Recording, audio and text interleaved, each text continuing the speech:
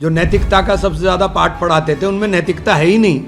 ये फूट रहा है भांडा, तो राम नाराज हैं तभी तो भांडे फूट रहे हैं, क्योंकि ये सारे सबूत के साथ है ना, तो इसमें बताने की जरूरत तो है नहीं। कहाँ है कागज, कहाँ है कागज? आरोप ये होता है कि मोहन यादव जी ने जमीन खरीदी और वो जमीन को सरकारी योजनाओं के अंदर शामिल किया गया। आरोप नहीं है ये डॉक्यूमेंटेड प्रूफ है। कुछ दिखा पाएंगे ये? और दूसरी बात, कि सियानी बिल्ली खंबा नोचे। आपने राम मंदिर ट्रस्ट को जो जमीन घोटाला हुआ उसमें क्या किया आपने अब तक? राम मंदिर ट्रस्ट के अंदर जमीन ली गई रात को और जमीन लेने के बाद उसकी रजिस्ट्री कर दी गई सुबह को और जमीन के अंदर 20 गुना का अंतर आ गया। ऐसे कौन सी रॉकेट साइंस है कि एक रात के अंदर 20 गुना जमीन का रेट बढ़ गया?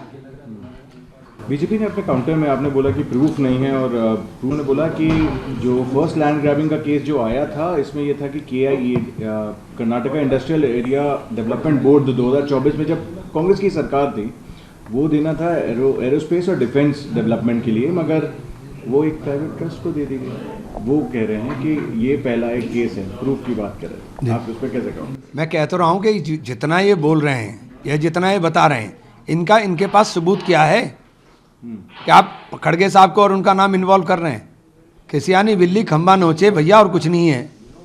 खड़गे जी ने एक चीज़ कही, जिस तरीके से नीट का एग्जाम हुआ फिर रीनीट हुआ, उसके बाद उनका ये मानना है कि जो स्टूडेंट्स हैं उनका भविष्य बर्बाद हुआ है, मगर तब भी धर्मेंद्र प्रधान अपनी चेयर पे बने हुए। यही तो हमारे में और उनमें फ़र्क है। जो नैतिकता का सबसे ज़्यादा पाठ पढ़ाते थे उनमें नैतिकता है ही नहीं। हमारी सरकारों को उठाइए, ज़रा सा होता था इस्तीफा,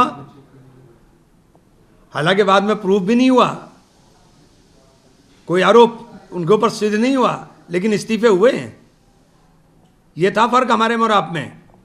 आज आपके लोकसभा के स्पीकर ओम बिरला से भी शिवसेना यूबीटी ने मिलने का समय मांगा है, और जब कहा गया है कि आप पीयर बिफोर लोकसभा स्पीकर आज के आज, इस तरीके से अब ये यूबीटी में खटपट चल रही है और तोड़ने की कोशिश की जा रही है, आप कैसे देखते हैं?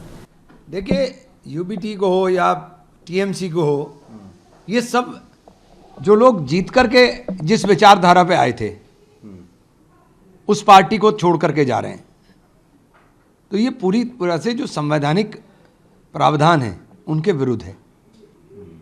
मोहन यादव की बात कर लेते हैं। कांग्रेस तो जुडिशियल प्रोब की बात कर रही है कि जुडिशियल प्रोब हो, जिस तरीके से ये लैंड जितनी 365 एकड़ लैंड की बात करी गई है, आपका क्या मानना है कि इससे क्या क्या हो सकता है, क्या क्या और डिमांड रहेगी? पहले जांच तो हो जाए जुडिशियल इंक्वायरी के लिए, क्योंकि सारे सबूत के साथ है ना, तो इसमें बताने की ज़रूरत तो है नहीं। पहले भी इनमें एफआईआर हुई हैं तमाम केसेस के अंदर कि ज़मीन किसी ने लैंड एक्विजिशन के टाइम के ऊपर ज़मीन हाईवे जा रहा है, ले ली ज़मीन और बाद में वो हाईवे में चली गई, तो उसमें तमाम जगहों पर एफआईआर हुई है। कोई अब पहला मौका नहीं है। जो लूट हुई है वहाँ पे लूट की बात हो रही थी राम मंदिर के उस पर, स्वामी प्रसाद मौर्य ने बोला जब खुद मंदिर में भगवान राम नहीं बचा पा रहे हैं लूट को, तो हमारे ऊपर क्या न्याय दृष्टि करेंगे? जिस तरीके से स्वामी प्रसाद मौर्य की, देखिए, वो मैं उससे सहमत नहीं हूँ। ये आस्था का विषय है। आस्था के नाम पर अगर चोट हो रही है तो ये खुल रहे हैं भांडा, ये फूट रहा है भांडा, तो राम नाराज हैं तभी तो भांडे फूट रहे हैं।